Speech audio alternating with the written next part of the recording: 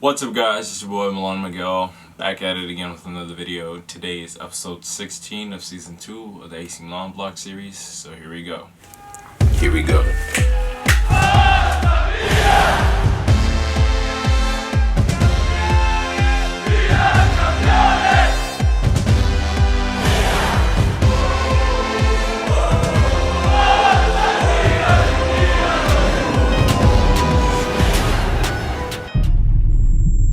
So, Happy New Year, if I haven't said it already. Hopefully 2021 is full of blessings and happiness for you.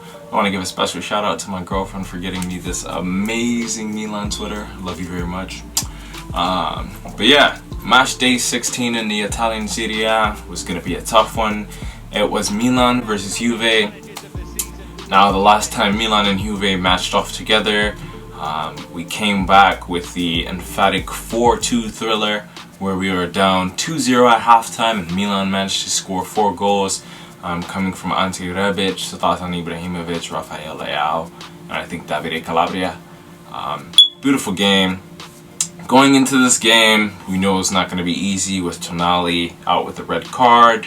And then the morning of the game, Ante Rebic and Rade Krunic tested positive for COVID-19, so they had to sit out this game. No Benacer, no Zlatan, no Tonali. We're a depleted Milan side, and we need depth. That's obviously something that we've noticed. With the January transfer window open, we know that we need a midfielder, we need a defender, and those are our priorities. So things had to be shaken up a little bit for the starting lineup. We had Donnarumma, Dalot playing right back. Then we had Kier and Romagnoli, Theo Hernandez as left back. In the midfield we had Calabria playing the double pivot with Frank Kessié. In the midfield we had Jens-Peter Haug getting his first start, Hakan Çalhanoğlu, Samu Castillejo, and Rafael Leao at the striker position. I'll say Milan got off to quite a decent start. Juventus did have some opportunities. They had an opportunity from Dybala, but they then began to settle into the game. Castillejo created a couple opportunities, which was pretty decent. So yeah, it wasn't a bad start for Milan. I mean, let's be fair, with the opportunities that, Milan created, Castillejo created an opportunity, Dybala created an opportunity. That being said, when Chiesa hit the post in the 15th minute, that was basically Milan's warning sign that Chiesa was looking for something to prove. Didn't really like the matchup between Chiesa and Theo Hernandez. Theo Hernandez couldn't contain him. Chiesa got the better of him. He even spun Theo Hernandez at one point. So that was a warning sign. In the 18th minute, there was a brilliant play between Dybala, ends up backheeling it to Chiesa, finds Chiesa. Chiesa has some space. He's not closed down by Theo Hernandez or Romagnoli. Finds a shot, buries it. Juve go up 1-0 in the 18th minute. Then after that, I think Milan had a good response. They created a couple opportunities. Hakan Çalhanoğlu with a couple shots at Szczesny, a couple good runs. It wasn't until the 41st minute where we bounced back. Good play. A bit of controversy here because there was a foul from Hakan on Rabiot that by the expert 10 out of 10 times would be given as a foul, but the referee didn't give that foul. Play continued. Milan got the advantage. They created a counterattack. Leao with a brilliant run into the box. He finds Davide Calabria. Davide Calabria with a brilliant shot. Milan pull one back 1-1. There's no VAR check because this is not a clear and obvious mistake. And this is also based off of the referee's interpretation.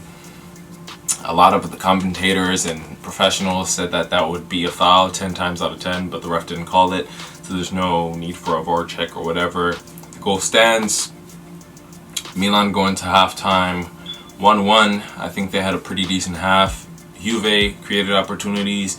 Milan created opportunities. I think in the first half, what really messed us up was that Chiesa versus Theo Hernandez battle that Theo Hernandez was losing.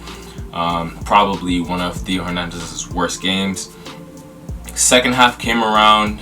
Milan looked like they were trying to find a goal, but then in the 62nd minute, Federico Chiesa, again, that battle with Theo Hernandez, he managed to free himself up. He finds some space between him and Theo Hernandez. He takes a beautiful shot. No chance in the world for Donnarumma to save that. That was just a brilliant world-class strike. And Chiesa gets the goal. Milan go up 2-1 in the 62nd minute. After Chiesa got that second goal, Juventus decided to implement some subs. Chiesa came off, Dybala came off, Weston McKennie and Kulusevski came on. That just shows you how much depth that Juve have compared to Milan, where we didn't really have that much on the bench for us. Not too long after that, Hauge would come off to be replaced by Brahim Diaz. He didn't really have the best of games.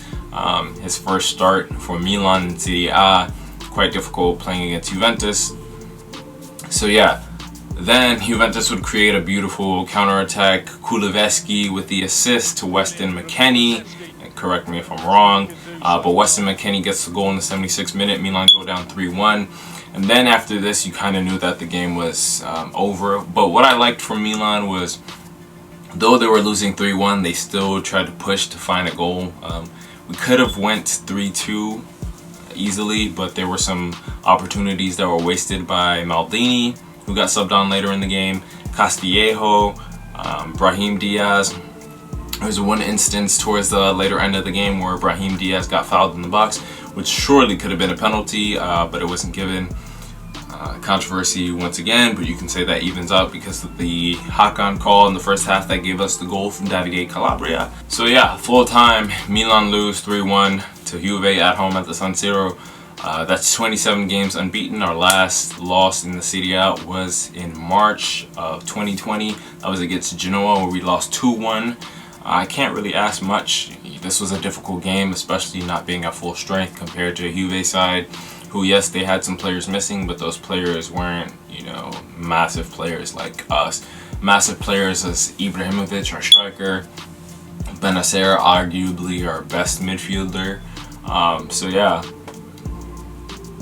This is a tough one, but if this is a game that we lose points, I'd rather have this be the game that we lose points compared to any other side in the Serie A. Juventus is sitting in fourth, we're sitting in first. We still have a 1-point lead over Inter, who lost against Sampdoria today. It would have been nice to get a bit of a stronger lead, a 2-point lead or even a 4-point lead, but we didn't manage to do that. With that being said, we all knew that this wasn't going to be an easy game to win. It sucks that we lost. We're hoping for a draw or even a win. With Rebic and Krunic getting out this morning because of COVID, it just made it a bit harder. This was one of the challenges that we didn't overcome. Fair credit to Juve, they were the better team. I think in the first half it was quite even, but in that second half they took flight and Milan just couldn't catch up. Good game overall. I think the defense was pretty decent. I think Romagnoli had a couple shaky moments, so did Kier. Theo Hernandez didn't have the greatest of games. Diego Dalot did pretty solid. I think he shut down Cristiano Ronaldo. Cristiano Ronaldo didn't really have that much of an effect in this game, given that he is Juventus' highest paid player and the player that they brought in to win the Champions League. Midfield, I think Kessié had a couple of lapses. I think Davide Calabria did pretty well playing in the CDM when he's a right back. I gotta give credit to Rafael Leao, who had a pretty good game. He did what he could. Hakan Çalhanoğlu, good game. Castillejo, okay game. Very wasteful in the final third and with the attack. Not the best of games. Kind of missed Salamakers. Brahim Diaz coming off the bench. He did something. I just think that there wasn't enough time for him to make a full impact. He should have won a penalty, but it wasn't given to him. Daniel Maldini had a pretty decent game after being featured. I think he created a couple opportunities. He was selfish and didn't pass to Brahim Diaz, which could have been an easy one-on-one goal for Brahim Diaz. He doesn't really miss those.